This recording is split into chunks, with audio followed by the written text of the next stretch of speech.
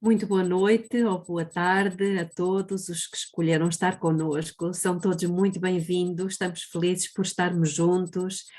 Eu sei que alguns podem não estar tão bem de saúde, temos passado por alguns momentos complicados.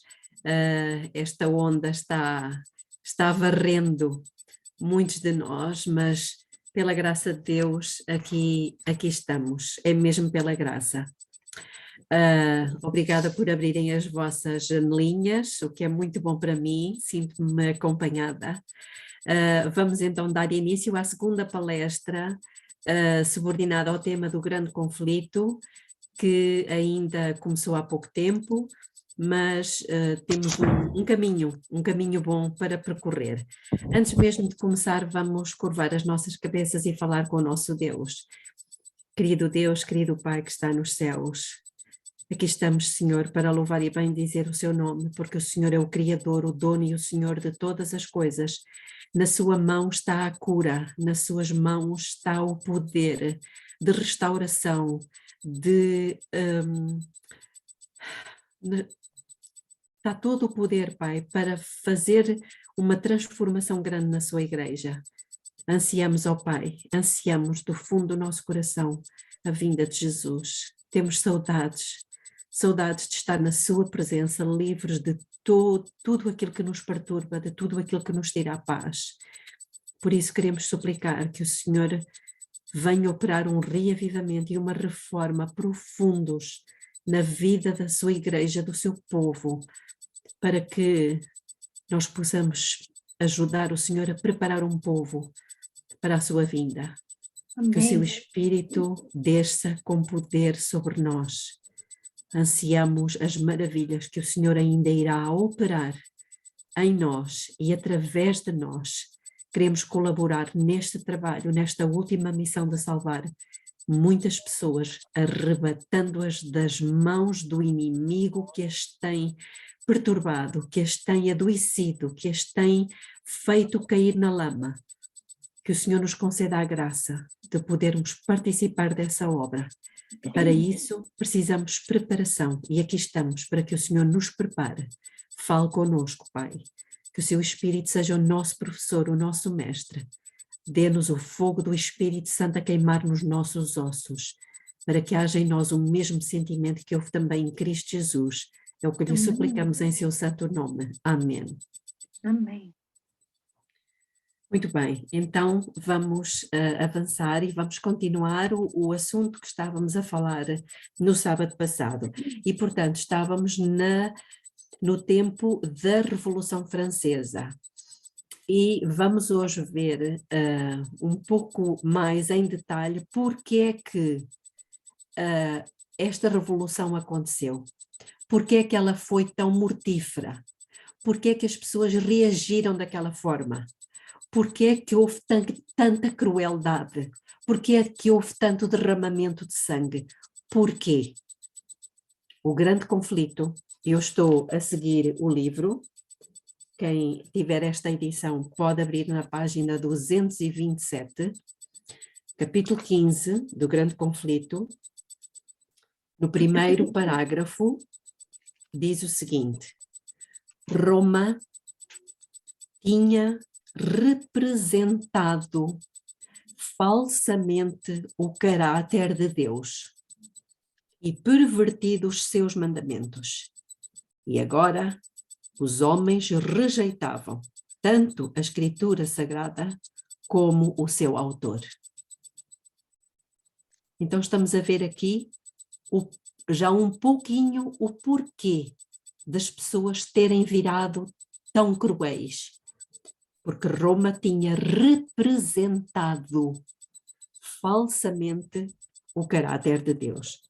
Exigir a fé cega nos seus dogmas sob o pretenso apoio das Escrituras. Na reação, Voltaire e os seus companheiros puseram inteiramente de lado a palavra de Deus, disseminando por toda a parte o veneno da incredulidade. Roma calcara o povo sob o seu calcanhar de ferro.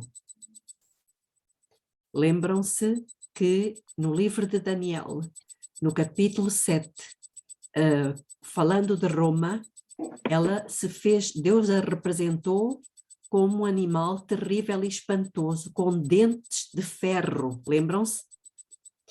Então, aqui Ellen White vai resgatar essa imagem. E ela diz: Roma calcara o povo sob o seu calcanhar de ferro. Então, o que é que Roma fez durante tantos séculos com as pessoas? Ela as calcou, as pisou, as torturou, as aprisionou, as oprimiu. E isso levou a que as pessoas aprendessem a ser assim. E pior, como era uma igreja, Roma foi ensinando as pessoas que Deus era assim.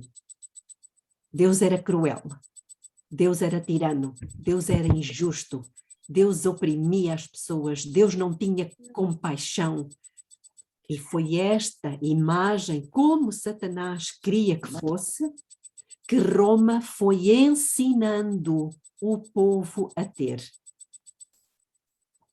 Agora as massas, degradadas e embrutecidas ao sublevarem-se contra a tirania, arrojaram de si toda a restrição. Enraivecidas com o disfarçado embuste a que durante tanto tempo haviam prestado homenagem, rejeitaram a um tempo a verdade e a falsidade. E erroneamente, tomando a libertinagem pela liberdade, os escravos do vício exultaram na sua liberdade imaginária. Ou seja, as pessoas pensaram que agora é que estavam livres. E com uma visão distorcida da liberdade, achavam que podiam fazer tudo aquilo que de alguma forma tinham sido ensinadas a fazer pela Igreja de Roma. No parágrafo seguinte, no final do parágrafo seguinte, diz: os oprimidos puseram em prática a lição que tinham aprendido sob a tirania e tornaram-se os opressores dos que os haviam oprimido. Estão a ver? Roma foi uma professora, mas uma péssima professora. E aquilo que ela tinha feito a outros, agora ensinou os outros a fazer com ela. No parágrafo seguinte, diz o seguinte: no local em que os primeiros mártires da fé protestante, foram queimados no século XVI, as primeiras vítimas foram guilhotinadas no século XVIII. É impressionante. E a Bíblia já nos tinha dito que quem mata à espada, importa que à espada seja morto. Lembram-se o que é que diz em Apocalipse capítulo 12? Foi exatamente isso que Roma ensinou. Matava à espada e acabou por ser, sobretudo no massacre de São Bartolomeu, milhares e milhares de pessoas foram mortas. Não vamos ler isso aqui, foram cenas de horror, mas elas estão descritas aqui no Grande Conflito, ao ponto de o rio Sena deixar de ter a cor normal de um rio e passar a ser vermelho, com tanto sangue derramado. Vamos avançar mais 2 parágrafos à frente. E agora estou na página 228. Eu creio que todos já terão encontrado, certo? Já todos viram onde é que estamos a ler? Pronto. Muito bem havia o povo aprendido as lições de crueldade e tortura que Roma tão diligentemente ensinara. Chegara finalmente o dia da retribuição. Não eram mais os discípulos de Jesus que se arrojavam nas masmorras e arrastavam à tortura. Havia muito tempo que esses tinham perecido ou sido expulsos para o exílio. Roma, inexorável, sentia agora o poder mortífero daqueles a quem ela havia ensinado a deleitar-se nas práticas sanguinolentas. O exemplo de perseguição que o clero de França por tantos séculos dera abertamente, o exemplo de perseguição, achava-se agora revertido contra o mesmo com assinalado vigor. Os cadafalsos estavam tintos do sangue dos sacerdotes. As galés e prisões que outro tempo se povoaram com huguenotes estavam agora repletas dos seus perseguidores. Acorrentado ao banco ou labutando com os remos, o clero católico romano, experimentou todas as desgraças que a sua igreja tão livremente infligira aos benignos hereges. Então estamos a ver aqui que realmente aquilo que nós ensinamos, a ideia que nós transmitimos, o Deus que nós transmitimos aos outros, acaba mais tarde ou mais cedo por se voltar contra nós.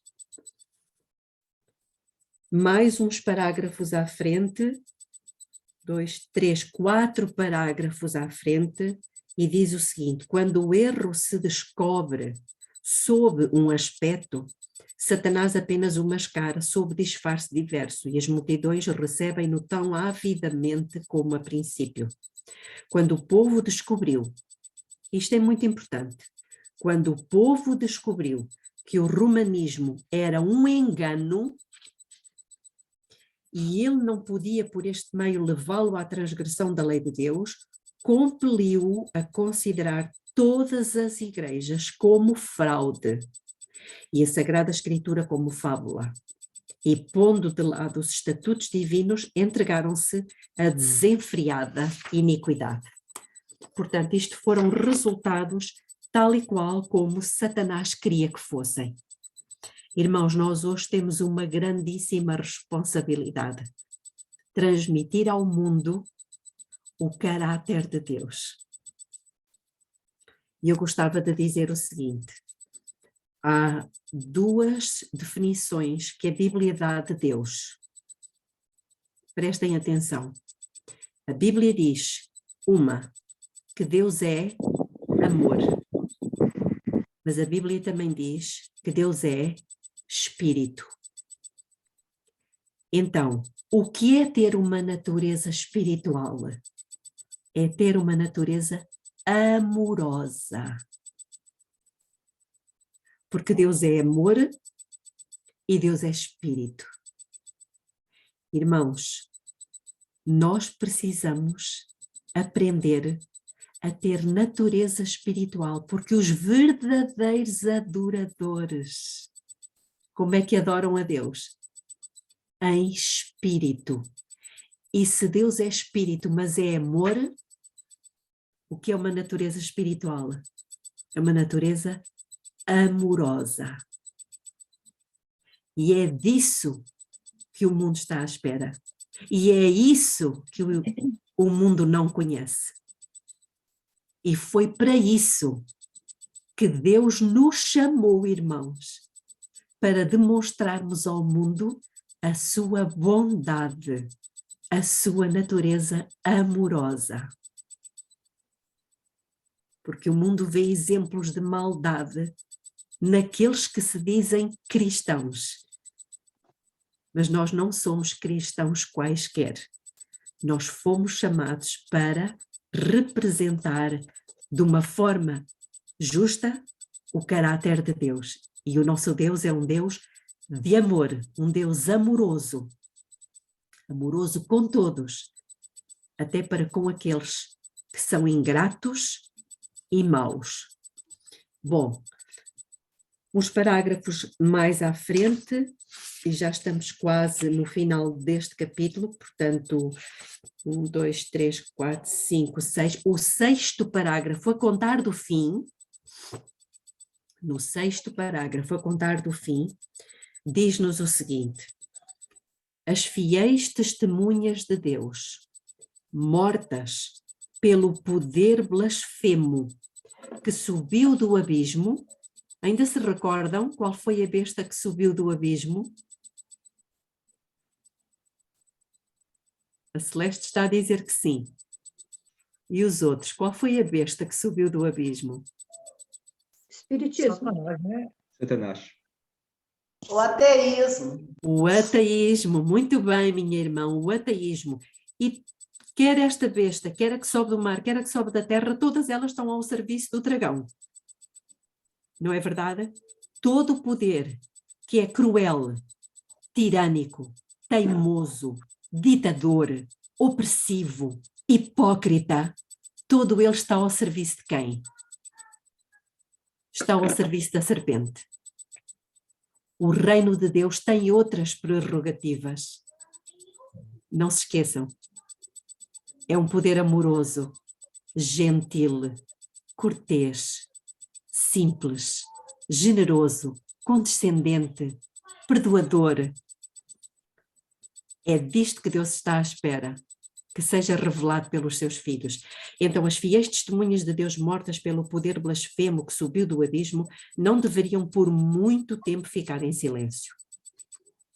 Depois daqueles 3 dias e meio, o espírito de vida, como diz em Apocalipse 11:11, vindo de Deus, entrou neles e puseram-se sobre os seus pés e caiu grande temor sobre os que os viram. Foi em 1793 que os decretos que aboliam a religião cristã e punham de parte a Sagrada Escritura passaram na Assembleia Francesa. 3 anos e meio mais tarde, foi adotada pelo mesmo corpo legislativo uma resolução que abrogava esses decretos, concedendo assim tolerância às Escrituras. O mundo ficou estupefacto ante a enormidade dos crimes que tinham resultado, irmãos. Olhem o que acontece de rejeitarmos as Escrituras.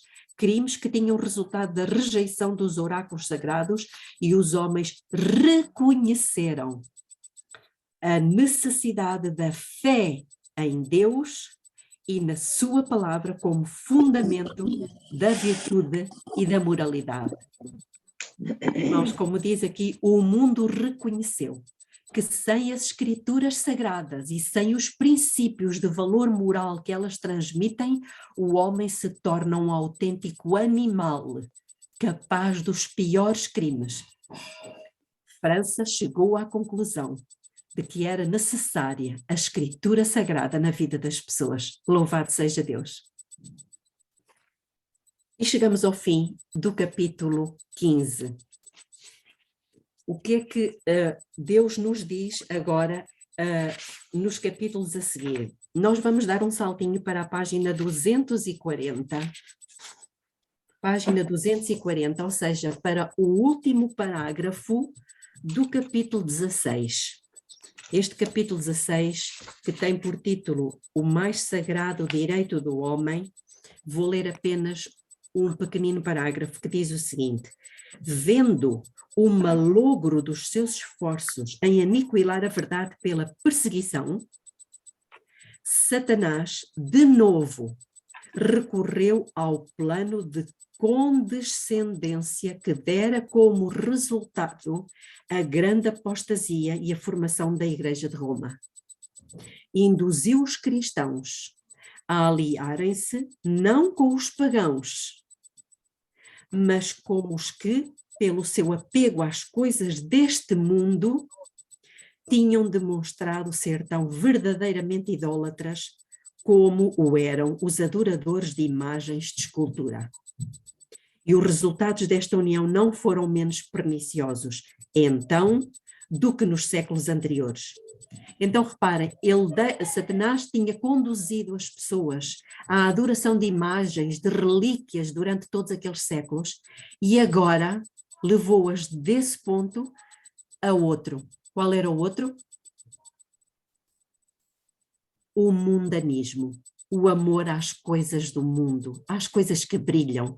Podemos dizer aos luxos, às tecnologias, às coisas que brilham diante dos nossos olhos.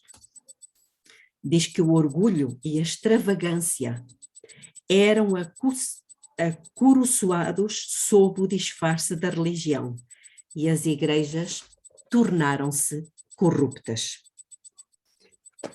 Vamos entrar agora numa outra fase do grande conflito, que é o capítulo 17. E no capítulo 17, nós temos, noutros grandes conflitos, o título Arautos do Amanhecer. Nem todos os grandes conflitos têm este título, mas sabemos que este capítulo começa agora, e já vamos entrar no Apocalipse, começa precisamente com o 6º selo. E aqui é descrito exatamente o que é que estava a acontecer, ou melhor, qual foi o contexto em que a igreja entrou para poder chegar ao ponto a que ela mais tarde chegou. A segunda vinda de Jesus aproximava-se, a igreja tinha saído das trevas da Idade Média. Então, o que é que Satanás agora levou a igreja a fazer, como já vimos? A começar a querer viver da mesma forma que os mundanos viviam. E então, não vamos ler tudo, começamos a entrar numa parte que também é profética e que já estava descrita nas Escrituras, quer em Apocalipse, quer em Mateus 24. No capítulo escatológico de Mateus 24 e Lucas 21, é-nos dito que depois daqueles dias alguma coisa iria acontecer. Vamos abrir as nossas Bíblias em Mateus capítulo 24.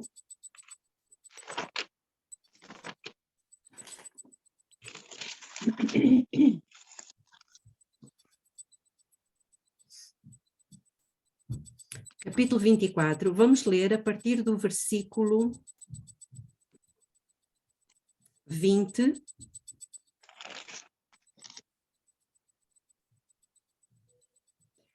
E diz o seguinte: orai para que a vossa fuga não suceda no inverno nem no sábado, porque haverá então uma tribulação tão grande como nunca houve desde o princípio do mundo até agora, nem jamais haverá.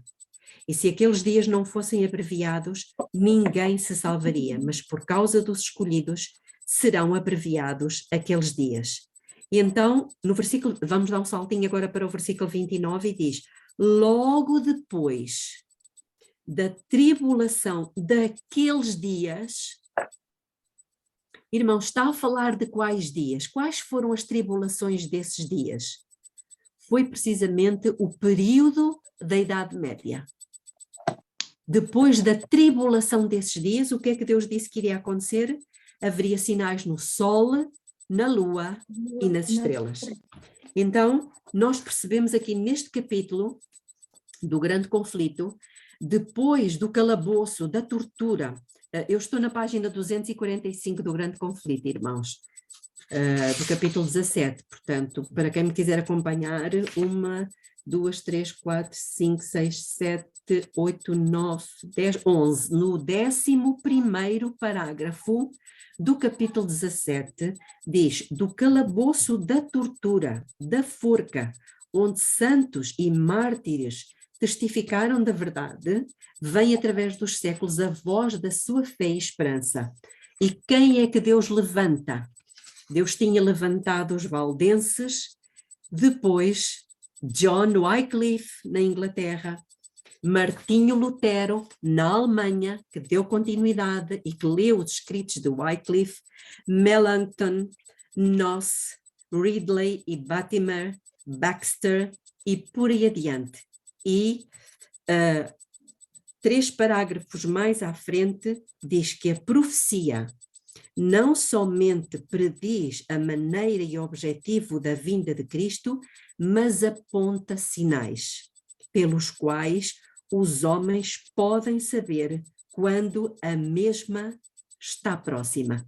E se os irmãos verificarem aqui, ela refere Lucas 21, 25, Marcos 13, 24 a 26 e também temos Mateus 24, ou seja, os sinais que nós já conhecemos que iriam surgir precisamente em cumprimento desta profecia que está relatada também em Apocalipse capítulo 6. E é para lá que nós vamos. Apocalipse, capítulo 6.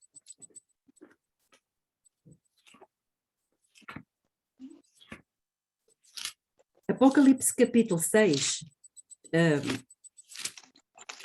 tem uma sequência. Como nós sabemos, aqui estão descritos os selos. E eu vou pedir aos irmãos para lermos a partir do versículo 9. A partir do versículo 9. E diz o seguinte, Apocalipse 6, 9. Quando abriu o 5º selo, vi debaixo do altar as almas dos que tinham sido mortos por causa da palavra de Deus e por causa do testemunho que deram. Quem são estes que morreram pelo testemunho que deram? Pessoal da Idade Média. Da Idade Média. Exatamente, aqui temos os mártires que morreram durante séculos e séculos às mãos daquela igreja tirânica, apóstata, perseguidora. Eles estão contemplados aqui nas Escrituras. E esta foi a abertura do 5º selo. Versículo 10. E clamaram com grande voz. Até mas os mortos não clamam. Sim, os mortos não clamam, mas o sangue desses mortos clama, tal e qual como clamou o sangue de, lembram-se? De Caim. De Abel. De Abel. O sangue de Abel, exatamente. Então aqui diz, e clamaram com grande voz dizendo, até quando? Olhem a pergunta que é feita. Até quando, ó soberano, santo e verdadeiro, não julgas? Então há aqui um clamor por um julgamento, como aquilo que já tínhamos estudado em Daniel capítulo 7, lembram-se? Que o chifre pequeno iria perseguir e matar até que veio o juiz, se sentou o juiz e foi feito o julgamento, um juízo a favor dos santos, a favor dos santos. Lembram-se disto? Estudámos bem isto, não é? Então aqui é a mesma coisa. Até quando, santo e verdadeiro, não julgas e vingas o nosso sangue dos que habitam sobre a terra? Como que se eles clamassem, Senhor, tanta gente que já morreu e o Senhor não faz nada, o chifre pequeno tem feito desgraças e não há justiça. Versículo 11. E foram dadas a cada um deles compridas vestes brancas e foi-lhes dito que repousassem ainda por um pouco de tempo. É muito interessante. Até quando? Até que se completasse o número dos seus conservos e dos seus irmãos que haviam de ser mortos, como também eles o foram. O que é que Deus nos está a dizer aqui? Que vai haver mártires. Vai haver mártires. E irmãos, os nossos queridos irmãos protestantes, das igrejas evangélicas, eles não acreditam nisto. Eles não estão a ver bem as coisas. Eles foram instruídos de que a igreja vai ser arrebatada secretamente ao céu, não passando pela tribulação. Eles estão enganados, mas eles são sinceros. Quem é que pode levar-lhes a mensagem? Quem é que tem a obrigação de lhes transmitir a mensagem, irmãos? Somos nós. Somos nós, irmãos. Nós temos que deixar de ser apenas aquecedores de bancos. Nós temos uma missão sagrada, irmãos, de levar esta luz do Evangelho a todas as pessoas. Esta é a nossa missão e Deus vai fazer um trabalho impressionante com aqueles que neste momento estão clamando ao Senhor pelo fogo do Espírito, para que Ele incendeie os nossos corações e haja no nosso coração um amor tão grande pelas pessoas, como Jeremias, que dizia: eu tenho um fogo contido nos meus ossos e não posso mais suportar. Se eu me calar, este fogo vai me consumir. Conhecem essa citação de Jeremias? Vamos lê-la rapidamente. Não desmarquem Apocalipse.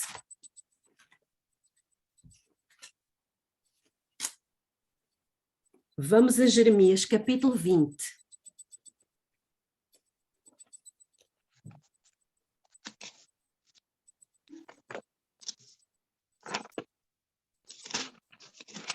E vamos ler a partir do versículo 7. É uma confissão que Jeremias está a fazer e ele diz o seguinte, ele está a falar para Deus e ele diz: seduziste-me, ó Senhor, e deixei-me seduzir. Mais forte foste do que eu e prevaleceste. Sirvo de escárnio o dia todo. Irmãos, a mesma coisa vai acontecer conosco. Aquele que se levanta de forma corajosa, não cobarde, mas corajosa, para falar que Jesus vai voltar e que a sua vinda é literal e que o dia do Senhor é o sábado e não o domingo, esses vão ser muito escarnecidos. E Jeremias também foi.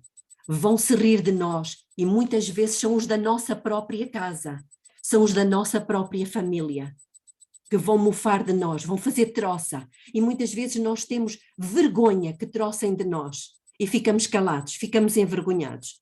Mas o Jeremias diz: sirvo de escárnio o dia todo. Cada um deles zomba de mim. Pois sempre que eu falo, grito, clamo, violência e destruição, porque se tornou a palavra do Senhor um opróbrio para mim, um ludíbrio o dia todo, se eu disser: não farei menção dele e não falarei mais no seu nome. Então, há no meu coração como fogo ardente, encerrado nos meus ossos, e estou fatigado de contê-lo e não posso mais. O que é que estava a acontecer no coração de Jeremias, irmãos? Era o Espírito Santo. Era o Espírito Santo como um fogo que queimava dentro dele. E Jeremias não conseguia ficar calado. Troçavam dele, troçavam. Faziam um pouco dele, faziam. Gozavam com a cara dele, gozavam. Irmãos, nós precisamos desejar este fogo do Espírito para nos tirar deste estado de apatia, de indiferença, de mornidão, de vamos levar a vida, porque um dia alguém vai se lembrar de pregar a mensagem. Irmãos, foi a nós que Deus chamou. Deus disse: eu te coloquei como atalaia sobre a casa de Israel. Não é isso que Deus diz através de Ezequiel? Tu que me estás a ouvir neste momento, és um atalaia, és um vigia, e foste chamado tal e qual como Noé, tal e qual como Jeremias, o Isaías, João Batista, Jesus Cristo, para dar a mensagem a todas as pessoas. Mas dá-la de que maneira? Com uma natureza amorosa, amorosa, a natureza de Jesus, o mesmo espírito que Jesus tinha, mas não podemos ficar calados. Então estes homens, voltemos a Apocalipse, o que é que lhes acontecia? Eles foram martirizados e alguns de nós também serão martirizados. Apocalipse capítulo 6. Diz: até que se completasse o número dos seus conservos e seus irmãos que haviam de ser mortos, como também eles o foram. Então, como que se Deus dissesse assim: os que já morreram no passado, esperem um pouco, porque Roma vai voltar a ter um período de perseguição e de opressão. A Bíblia fala em 3 fases de Roma: a fase em que ela era perseguidora, torturadora, opressiva, cruel, porque ela tinha o poder do Estado. Mas depois ela recebeu uma ferida mortal, não foi? Na Idade Média, ela recebeu uma ferida mortal e ela deixou de ter o apoio do Estado e ficou envergonhada. Mas, entretanto, a partir de 1929, essa ferida começa a ser a pouco e pouco curada. E ela começa a ter o apoio na altura de Mussolini.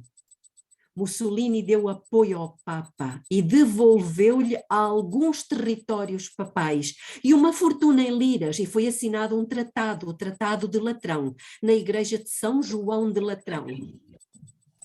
E a partir dessa altura a igreja começa, a pouco e pouco, a receber poder. E este é o período em que ainda estamos a viver. E neste período nós entramos aqui no versículo 12. E vi quando abriu o 6º selo, e houve um grande terremoto. Há aqui alguns sinais, irmãos, e este terremoto ele foi sentido em cerca dos 4 até 5 continentes. Um grande terremoto, conhecido pelo terremoto de 1755, terremoto de Lisboa. E o sol tornou-se negro como o saco de silício, e a lua toda tornou-se como sangue. E as estrelas do céu caíram sobre a terra, como quando a figueira sacudida por um vento forte deixa cair os seus figos verdes. Então, irmãos, isto já aconteceu. Depois da Idade Média, o que é que o Senhor fez? O Senhor usou aquilo que Ele sempre faz. Usou sinais, os sinais na natureza. Um terremoto, o sol, o escurecimento do sol, a lua em sangue naquela noite e depois a queda das estrelas. Particularmente visível num país para o qual tinha fugido muito cristão, perseguido aqui da Europa. E esse país, Apocalipse chama-lhe, Apocalipse 13, a partir do versículo 11, chama-lhe a terra. A terra para onde a mulher fugiu, perseguida pelo dragão. Irmãos, estão a conseguir associar isto com Apocalipse 12? Talvez não. Vamos lá, Apocalipse 12. Portanto, depois da Idade Média, ou melhor, fugidos da perseguição da Idade Média, dizem Apocalipse capítulo 12, a partir do versículo 13.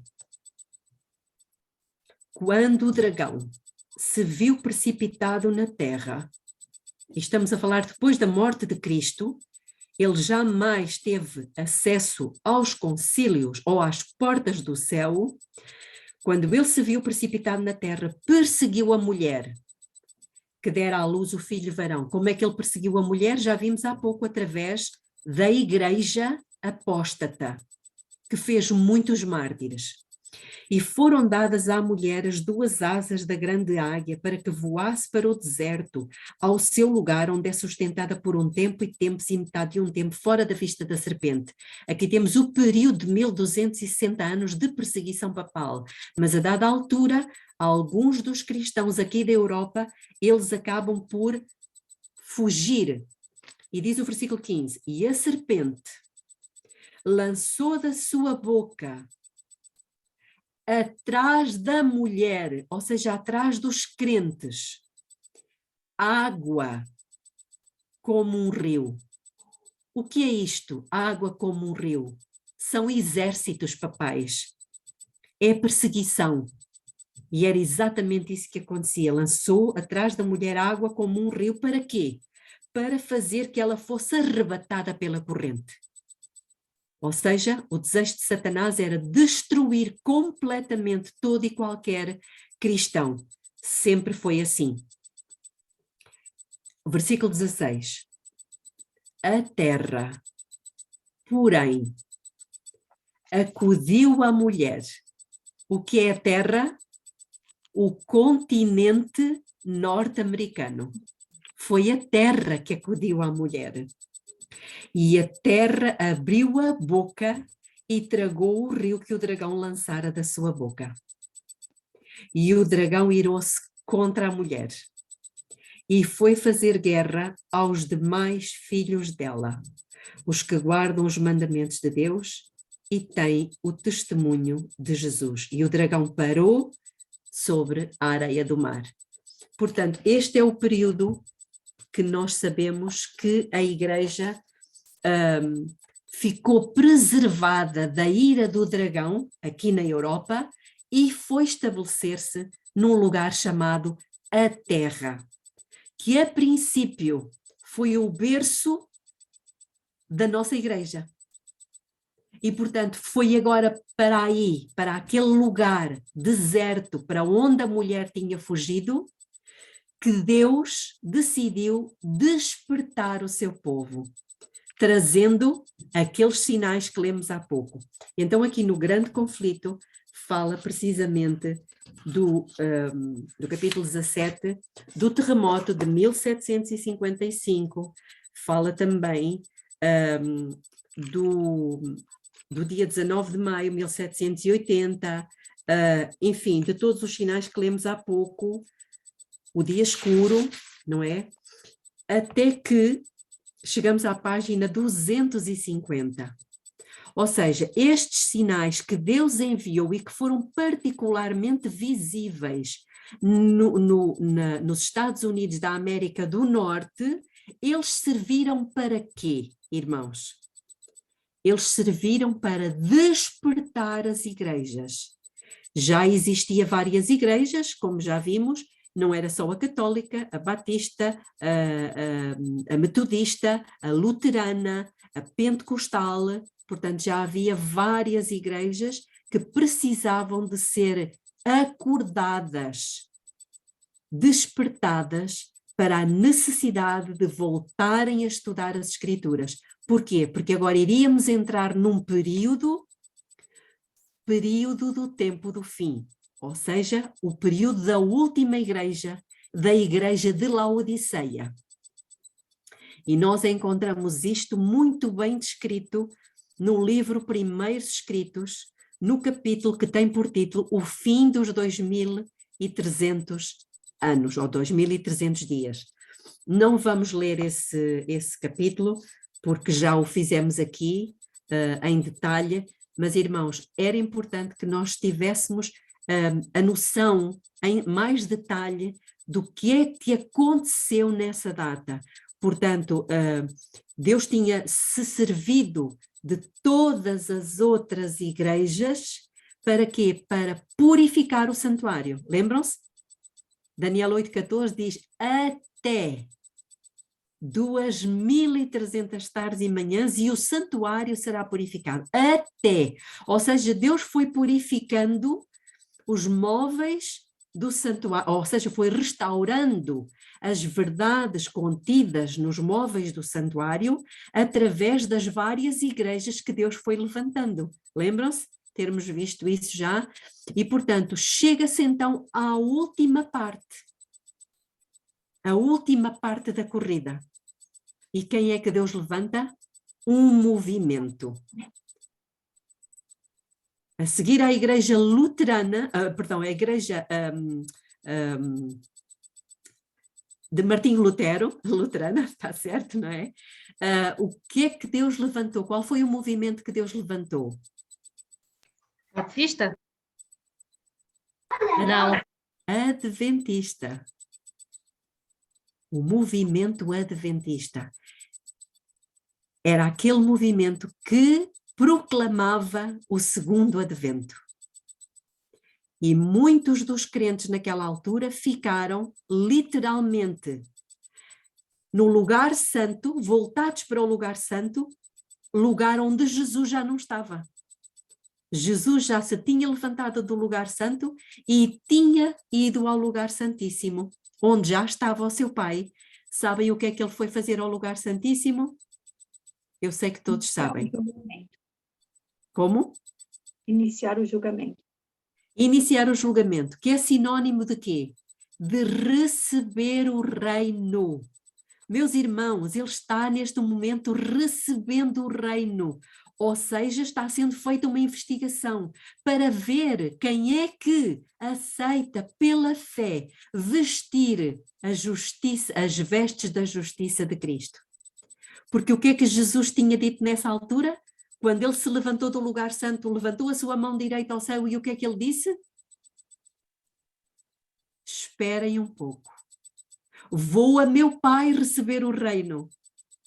Lembram-se disto? Eu disse que não íamos ler, mas vamos ler. Aqui nos primeiros escritos, irmãos, nós precisamos realmente fazer esta articulação das passagens, não só do Espírito de Profecia, mas também das Escrituras. Então aqui nos primeiros escritos, no capítulo, na página 54... Qual é o capítulo? Porque o meu é em inglês, então... Pois, exato, qual é o capítulo? É o capítulo, é que aqui no meu livro não tem os capítulos, mas é logo no princípio. Se alguém puder ajudar, agradecia. Saiu e Satanás tomou o lugar dele, né? Exatamente. Assoprou. Exatamente. Então, Jesus, quando ele se levanta, ele diz o seguinte. Isto é muito importante, esta visão, irmãos. Diz que poucos recebiam esta grande luz, muitos saíam de sob ela e imediatamente resistiam-na. O que é esta luz? É este conhecimento, esta informação. Qual a informação? De que Jesus já não estava no lugar santo. Ele agora iria iniciar uma nova fase. E então diz aqui que poucos recebiam esta grande luz. Muitos saíam de sob ela e imediatamente resistiam-na. Muitos crentes nesta altura, perto de 1843-44, naqueles 10 anos antes, eles não aceitaram esta luz quando Deus se revelou através de Ian Edson e mostrou que afinal o desapontamento foi provocado por eles esperarem que Jesus vinha à Terra, mas não era à Terra que ele vinha. Foi de propósito esse engano. Ellen White diz que Deus tapou o versículo 13 de Daniel 7. Deus tapou com a sua mão para que eles não vissem que o Filho, Jesus, ia numa nuvem, mas não vinha à terra. Ele dirigiu-se ao ancião de dias. É engraçado como é que Deus tapa de propósito. E então aqui diz que outros eram descuidados e não estimavam a luz, e a luz se afastava deles. Então, os crentes todos naquela época de 1843-44, muitos deles não apreciavam esta luz da passagem de Jesus do Santo para o Santíssimo. Alguns... Sim. Pergunta. Eles só observaram que havia sido passado do Santo para o Santíssimo quando eles entenderam que o santuário não era a terra. Sim.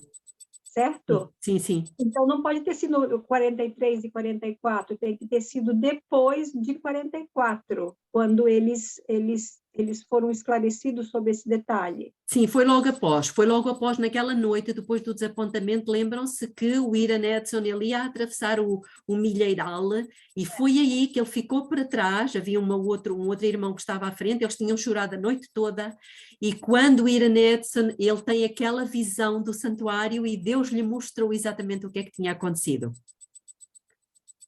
Foi na manhã seguinte. Ok. Tá? Então diz que alguns apreciavam-na. Quem dera que hoje todos apreciassem esta luz. Quem dera. Alguns apreciavam-na e iam e se curvavam com o pequeno grupo em oração. Todo este grupo recebia a luz e se regozijava com ela, e o seu semblante brilhava com glória. Depois, Ellen White vê o Pai erguer-se do trono e num flamejante carro entrar no Santo dos Santos para dentro do véu e assentar-se. Então Jesus se levantou do trono e a maior parte dos que estavam curvados ergueram-se com ele. Estavam curvados como em oração. Ergueram-se com ele. Não vi um raio de luz sequer passar de Jesus para a multidão descuidada. Irmãos, nós não podemos estar descuidados. Nós não podemos andar iludidos com outras coisas. E então não passou nenhum raio de luz sequer de Jesus para a multidão descuidada depois que ele se levantou, e eles foram deixados em completas trevas. Irmãos, todas as igrejas que recusaram esta luz foram deixadas como? Em trevas. Em trevas. E assim estão até hoje, aguardando que nós, que temos este privilégio, porque Deus nos deu uma profetisa, possamos ir explicar-lhes o que aconteceu. Os que se levantaram com Jesus, quando Jesus o fez, conservavam os olhos fixos nele ao deixar ele o trono e levá-los para fora a uma pequena distância. Então, ele ergueu o seu braço direito e ouvimos-lo dizer com a sua amorável voz: esperai aqui. Esperai aqui. Vou a meu Pai para receber o reino. Aqui está o que nós queríamos. Então, o que é que Jesus está fazendo neste momento? Recebendo o reino. Recebendo o reino. E como é que ele recebe esse reino? É formado por pessoas. E ele diz: guardai os vossos vestidos sem mancha. Como é que nós ousamos ouvir alguém dizer que vamos ter mancha até à vinda de Jesus?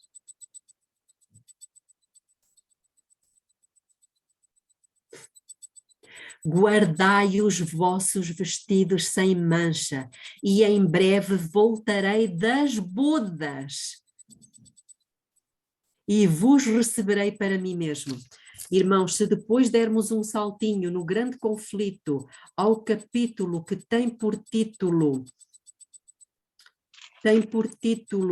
o santuário, que é na página 250, capítulo 23. Eu não posso deixar de ler isto. É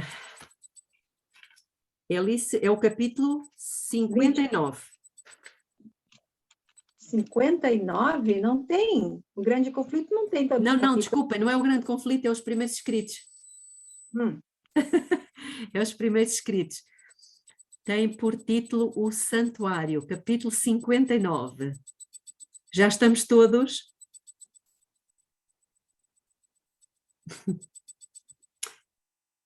Ai, isto é muita coisa para falar, realmente. Aliás, eu sei que já estamos em cima da hora. O que é que eu faço? Terminamos aqui, continuamos para a semana ou leio um pouquinho mais? Posso ler um pouco mais? Por mim, pode.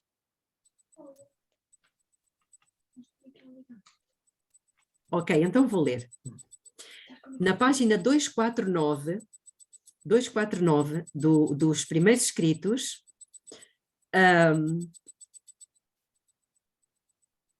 no primeiro parágrafo diz o seguinte: os que rejeitaram a luz da mensagem do primeiro anjo e a ela se opuseram, perderam a luz do segundo e não puderam ser beneficiados pelo poder e glória que acompanhava a mensagem. Não é exatamente a mesma coisa que nós lemos ainda há pouco? Foram deixados em completas trevas. Agora vamos dar um saltinho para o último parágrafo deste capítulo, da página 249. Muitos levantavam a voz para clamar: eis o noivo, e deixavam seus irmãos que não estimavam o aparecimento de Jesus e não podiam sofrê-los falar sobre a sua segunda vinda. Vi Jesus voltar a sua face aos que rejeitaram e desprezaram a sua vinda, ordenando então aos anjos que levassem o seu povo a afastar-se dos ímpios. Irmãos, olhem o que está aqui. Estão-me a acompanhar? Ou está a ser confuso?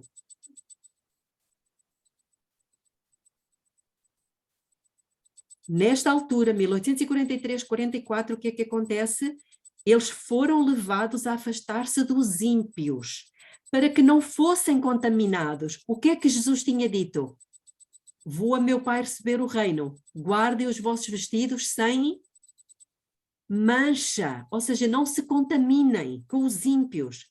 Os que foram obedientes à mensagem ficaram fora, livres e unidos. Esses foram os 50?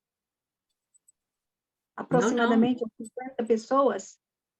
Não. Aqui foram todos aqueles que aceitaram a luz da passagem de Jesus do Santo para o Santíssimo. Haviam renunciado ao mundo, sacrificado os seus interesses terrenos, abandonaram os seus tesouros terrestres e dirigiram seu ansioso olhar para o céu, esperando ver o seu amado libertador. E um pouquinho mais à frente, aliás, eu vou continuar. Uma santa luz refulgia em seus semblantes, denunciando a paz e gozo que lhes ia no íntimo. Jesus ordenou aos seus anjos que fossem e os fortalecessem, pois a hora da sua prova se aproximava. Vi que esses expectantes não tinham ainda sido provados como deviam ser. Irmãos, estamos em 1843-44. Eles ainda não tinham sido provados como deviam ser. O que é que acham que está a acontecer hoje?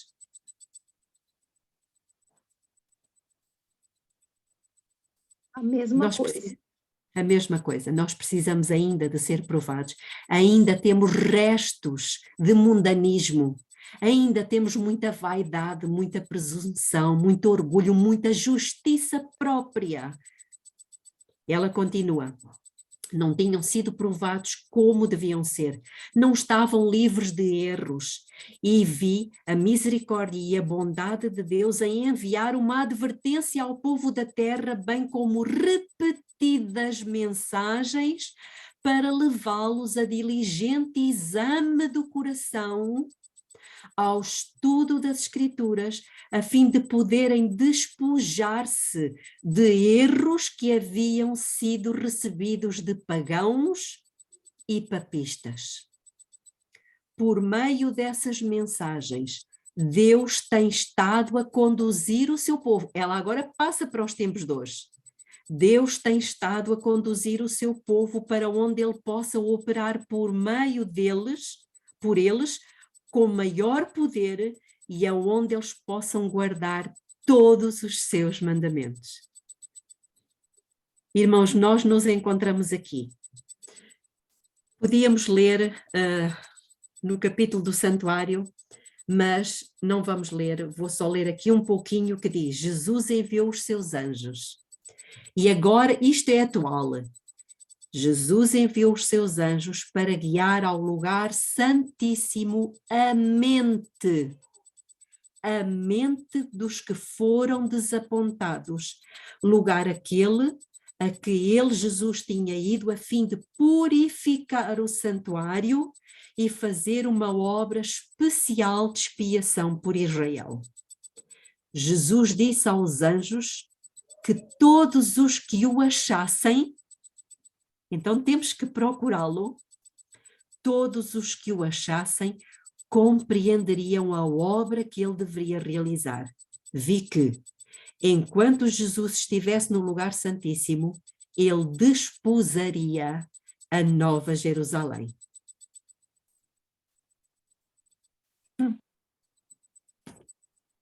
Tudo isto se encaixa. E agora vamos só passar rapidamente para o grande conflito e não vamos ler tudo, mas vamos ficar por aqui para os irmãos perceberem este período, desde 1844 até agora, o que é que aconteceu com a Igreja cristã? Por que é que Jesus ainda não veio? Será que nós temos conservado as nossas vestes sem mancha? Será que temos deixado os anjos conduzir a nossa mente para o lugar santíssimo? Será que temos iluminado a vida dos outros, levando as outras igrejas todas que estão enganadas, estão em trevas? Temos nós levado a luz que Deus nos confiou, preparando um povo para receber Jesus? Temos nós saudades de estar na presença dele? O nosso coração bate desesperado por estar nos braços do nosso Salvador?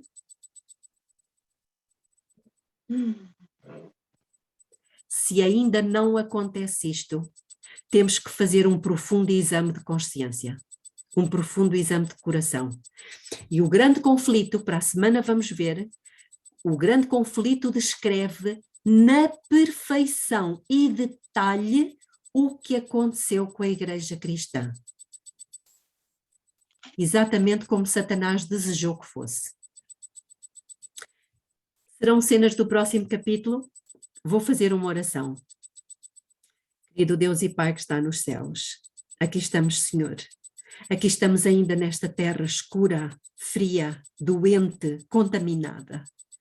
Não por sua culpa, Pai, mas porque, infelizmente, não temos sido fiéis e não temos amado o Senhor com todas as nossas forças.